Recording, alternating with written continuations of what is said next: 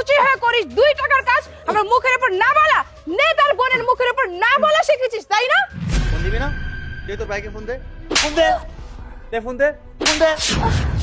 এই ফকিনির বাচ্চা তোর এত বড় সাহস তুই আমার গালে থাপ্পড় মেরেছিস। চুপ। আই মুচি আই মুচি আমার জুতাটা পরিষ্কার করে দে তো। ম্যাডাম আমার এখন খাওয়ার সময় জুতা পালিশ আমি করি না।